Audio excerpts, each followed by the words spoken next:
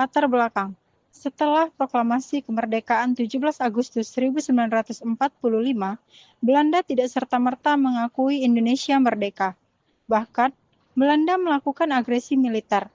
Karena tekanan internasional, akhirnya dilakukan perundingan. Salah satunya Konferensi Meja Bundar tahun 1949 yang melahirkan bentuk negara baru, yaitu Republik Indonesia Serikat. Terbentuknya RIS. RIS resmi berdiri pada 27 Desember 1949. Bentuknya adalah negara feodal, hasil kesepakatan KMB. RIS terdiri atas 16 negara bagian, termasuk Republik Indonesia yang berpusat di Yogyakarta, serta negara-negara boneka buatan Belanda. Soekarno dilantik sebagai Presiden RIS.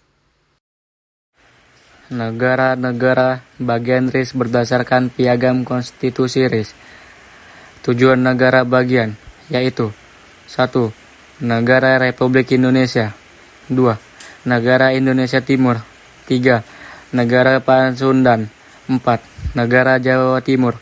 5. Negara Madura. 6. Negara Sumatera Timur. 7. Negara Sumatera Selatan.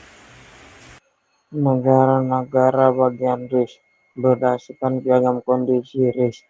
B. 91 negara yang tegak. Sendirinya sebagai berikut. 1. Jawa Tengah. 2. Belitung. 3. Kalimantan Barat. 4. Daerah Banjar. 5. Kalimantan Timur. 6. Bangka. 7. Riau. 8. Daya Besar. 9. Kalimantan Tenggara. Masalah dalam RIS. Namun, RIS menghadapi banyak masalah. Negara bagian buatan Belanda ternyata lemah dan tidak didukung rakyat. Masyarakat lebih memilih bentuk negara kesatuan. Adanya dualisme pemerintahan juga menimbulkan kesulitan integrasi. Akhirnya, muncul gerakan rakyat di berbagai daerah yang menuntun untuk bergabung kembali dengan Republik Indonesia. Proses kembali ke NKRI. Proses kembalinya RIS ke negara kesatuan berlangsung cepat. Pada Februari hingga Maret 1950, sebagian besar negara bagian bubar dan melubur ke dalam Republik Indonesia. Pada 19 Mei 1950, ditandatangani perjanjian untuk kembali ke negara kesatuan, dan akhirnya pada 17 Agustus 1950, Indonesia resmi kembali menjadi NKRI.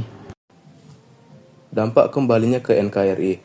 Dengan kembalinya Indonesia ke negara kesatuan, konsolidasi politik menjadi lebih kuat, integrasi wilayah lebih mantap, dan pengaruh Belanda semakin hilang dari bumi Indonesia. Peristiwa ini menjadi tonggak penting dalam memperkuat persatuan bangsa. Dari peristiwa ini, kita bisa mengambil pelajaran bahwa bentuk feodal tidak sesuai dengan semangat perjuangan rakyat. Hanya dengan kesatuan, Indonesia dapat berdiri kokoh. NKRI yang lahir kembali pada tahun 1950 menjadi bukti kuatnya keinginan rakyat untuk bersatu.